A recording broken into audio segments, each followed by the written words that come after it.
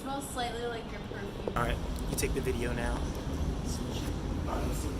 I wish you well on your journey with this, and I hope to see my lovely face on your channel. Yeah.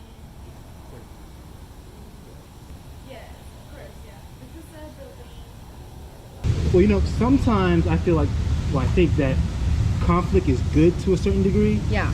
Because you can't grow unless there is some conflict. I mean, even with exercise. Yeah. Exercise is all about conflict. I mean, you're building muscle and everything. That's not like a pleasant experience. I mean, until you really understand like how exercise really benefits you and releases certain like positive chemicals in your brain. But yeah. It's not easy. It's difficult. Yes. When you're growing in any field, it's going to be difficult.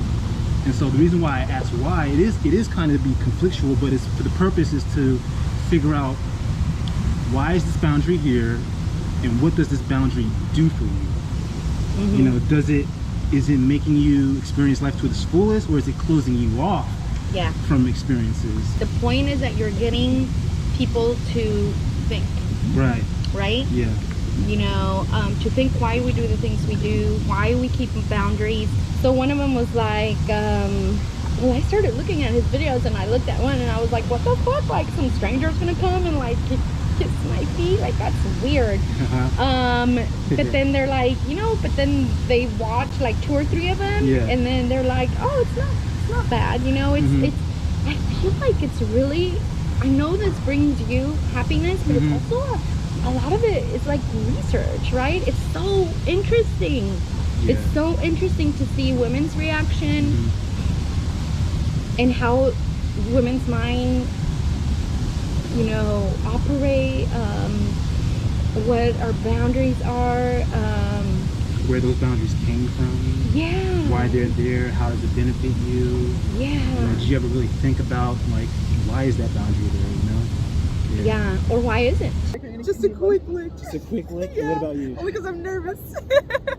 Yeah, get it from this angle first. A light lick. A light lick? We're gonna wrap it up. Oh, okay. I didn't even kick it up a notch. Yeah, you said kick it up a notch. Yeah. That's it. Right, exactly. But like, yeah, I don't know. I'm like, I didn't necessarily mind it. Okay. I'm someone who like kind of struggles with social anxiety as well, so I feel like it was kind of good for me, especially because we're in public. So I was like, no, let me just do this. Like how you said, everyone's in their own world doing their own thing. Exactly. I'm like, oh yeah, they are. Like, it doesn't really matter. Exactly. You know what I mean? And with you? This wasn't a bad experience at all. So how do we get to this moment just now? I was just walking, you know, trying to find a bottle of water on campus, and, you know, came out, asked me if I had any opinions on feet and mental health. Right. And why'd you say yes to being interviewed? I think that's a very, like, interesting question. Yeah. And I was really curious as to, like, what, you know, where it could lead. Okay. So what do you think about the subject matter? Feet and mental health? Yeah. I don't understand the correlation. Off the top of my head, I don't see a correlation between the two. Okay. I think they're very important separate topics. Yeah. Mental health is very important.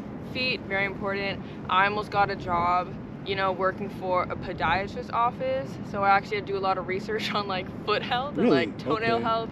So yeah, like 2 separate, very important topics of health for you. Okay. So let me explain how I connect the two. How you connect? Yeah, okay. and how the channel got started. So, do you have a therapist? No. No? Okay. So my therapist taught me something called dialectical behavioral therapy, DBT for short. So essentially, let's say someone is suffering from anxiety, like a fear of approaching strangers.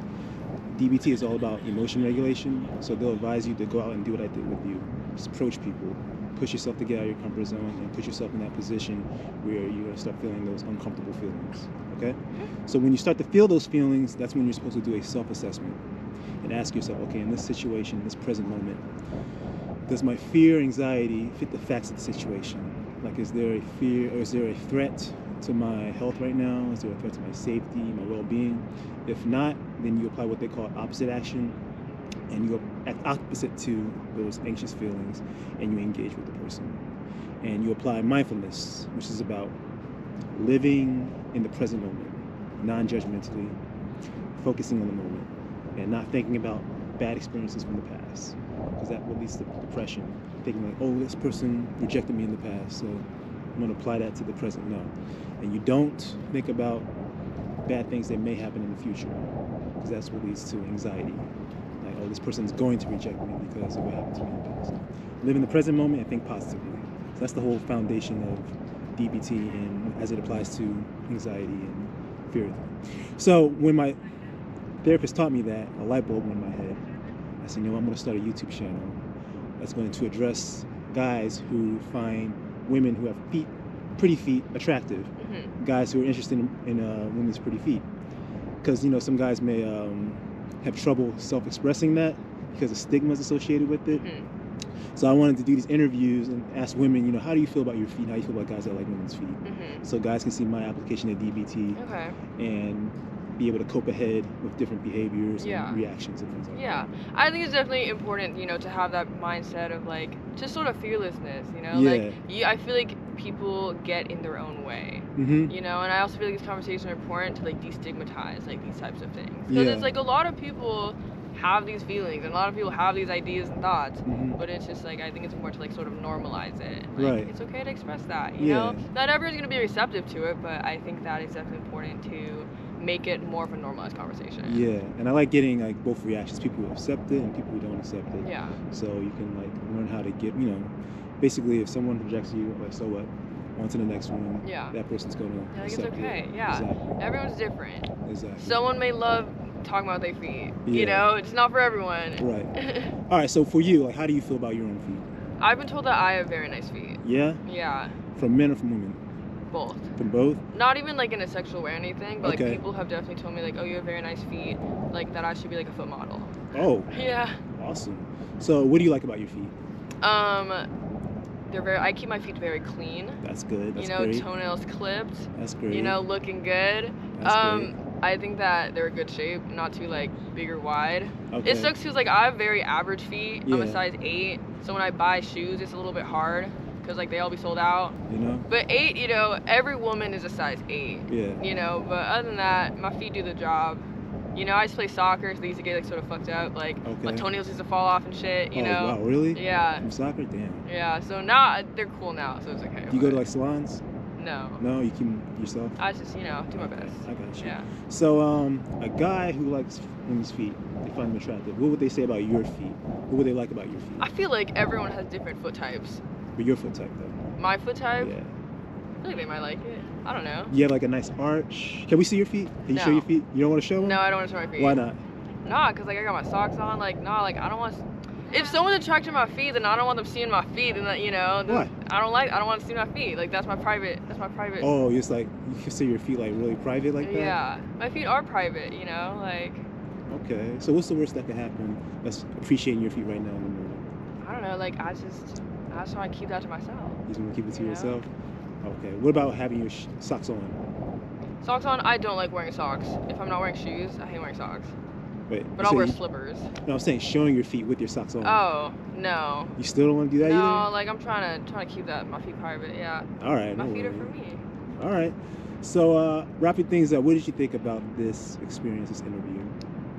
Very, didn't expect to be talking about my feet today. Okay. I think it's important to talk about your feet. It's just, everyone has them. Yeah. Not everyone has them, but, it's a common thing. Yeah. Definitely an interesting experience. Not surprised at UCLA. Lots of people be coming to UCLA doing interviews. Yeah. Lots of random things happening, so it's just a part of like coming here. All right. So is there anything about the interview that could have been better? You have any critiques or suggestions that could have made the interview process or my approach better? I think it's, you approach your topic well. I liked the first part where you talked about like your therapy and living in the moment. I think that that's a very like important set of ideas to live by, and I think it's very useful for people. Okay. Yeah. All right. Well, thank you very much. Any parting words? Keep your feet looking good. All right. Awesome. Take care. Yeah.